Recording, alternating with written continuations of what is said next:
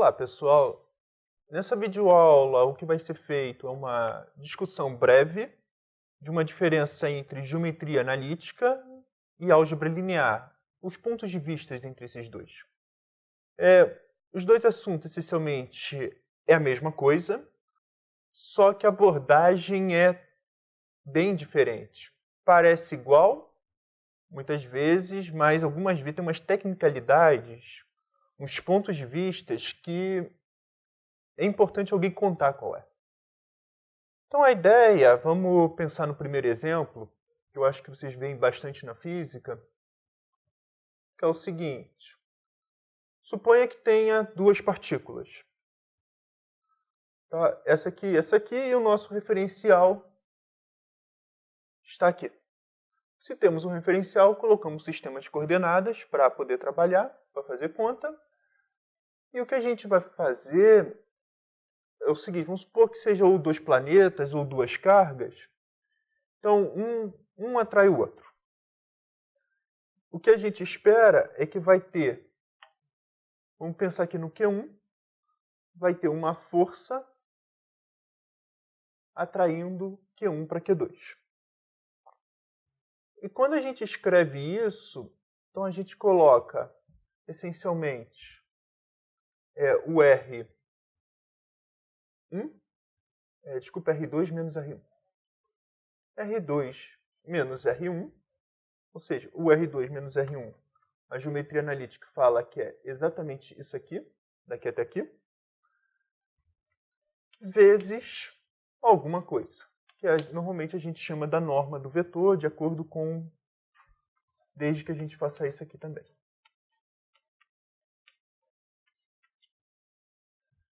Então a geometria analítica, ele fala que esse vetor aqui tem uma norma, tem um sentido, e a posição inicial está exatamente centrado aqui dentro. Ou seja, o ponto de partida do vetor sempre está onde a massa começa, onde minha partícula está. A questão é que na geometria analítica, na álgebra linear, isso aqui foi a geometria analítica, agora eu vou falar da álgebra linear.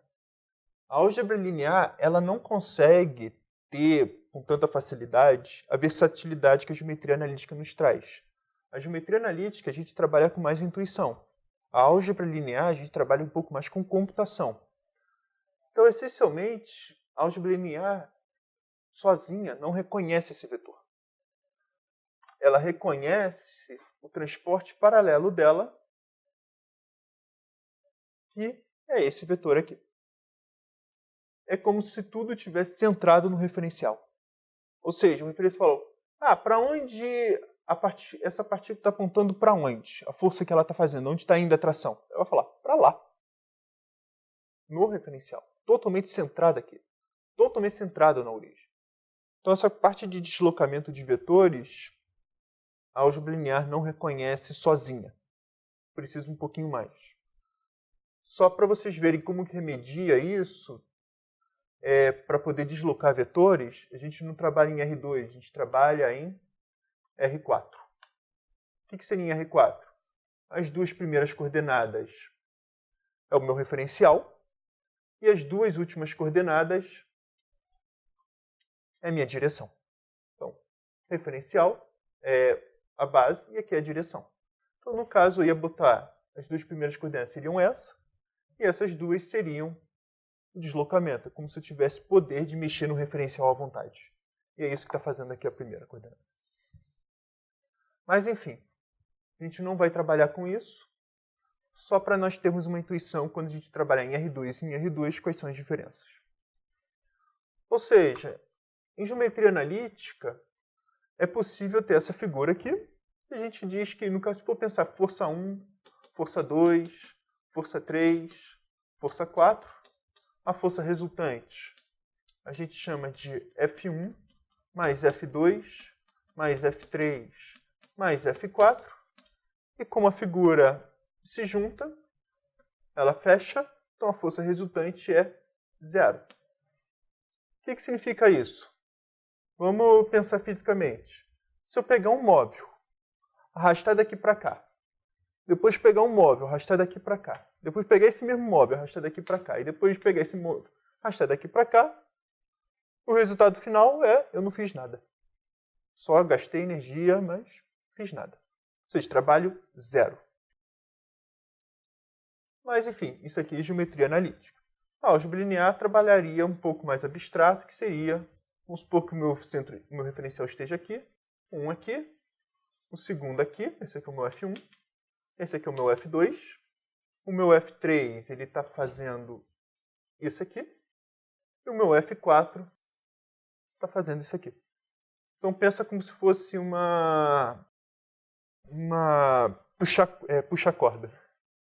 Um está puxando para cá, outro está puxando para cá, outro está puxando para cá e outro está puxando para cá. Só que a intensidade dessas forças, digamos assim, também é zero. Mas a gente soma coordenada por coordenada. Ou seja, aqui não teria deslocamento. Mas enfim, álgebra linear, isso aqui é um pouco menos intuitivo que isso. Aqui é mais geométrico, é mais visível. E isso aqui, a nossa vantagem é essa. Pensa, se a gente tentar imitar o computador, a gente perde. Essa intuição é importante. Geometria é importante. Mas, mesmo assim, professor, se a gente não pode colocar isso como a álgebra linear, porque ela é mais forte também. No fundo, tá, como que a gente pode dizer, pode deslocar. Nós temos uma computação aqui. E essa computação, por exemplo, vamos pegar o plano e colocar malhas no plano. O que significa colocar malhas? Significa pegar retas, no caso, como estamos no plano, e ficar fazendo transporte paralelo dela e desenhar várias retas. E isso aqui também ao longo do plano todo. E o que significa isso? Claro, a gente vai precisar um pouquinho de programação, continha, mas pelo menos é programação. Ou seja, você consegue fazer um for aqui rapidinho, malhar essa superfície, colocar malhas na superfície. Então, nesse caso aqui, no primeiro exemplo, eu coloquei malhas desse tamanho assim. É horizontal e vertical. Ou seja, trabalhei com a base canônica. É 1, é 2. No segundo exemplo, eu coloquei malhas inclinadas. Uma inclinada e uma outra horizontal. Que no fundo é trabalhar com a base canônica, com a base sendo essa aqui, e esse ângulo de 45 graus aqui. Então eu vou chamar esse aqui de E1, e esse aqui de V2. Então, no fundo, mudança de base, você pode pensar em como você vai colocar malhas no meu plano. Ou como que você vai colocar... como que você vai pintar a figura. Qual é o significado disso? Ou seja, você pode trabalhar com... Quando a gente vai querer fazer processamento gráfico, muitas vezes a gente quer colocar um plano, a gente faz alguma aplicação na esfera e a malha que passar daqui vem para cá. Isso é possível. Mas é uma das ideias e ela é muito forte. Além disso, como que disse, você passa toda a geometria para o computador. Ou seja, em problemas físicos mais complicados e que tem interação de várias situações, sei lá, 200 corpos, 70 corpos, 50 corpos, geometria analítica você não vai resolver nem sonhando. Mas o computador consegue resolver, desde que você programe bem as contas, desde que você ajeite bem as coisas. E a álgebra linear ela é uma ferramenta indispensável para que isso ocorra muito bem. Espero que esse vídeo tenha te ajudado no aprendizado. Não esqueça de me dar um feedback, comentando, dando um like e também se inscrevendo no canal. Obrigado, gente.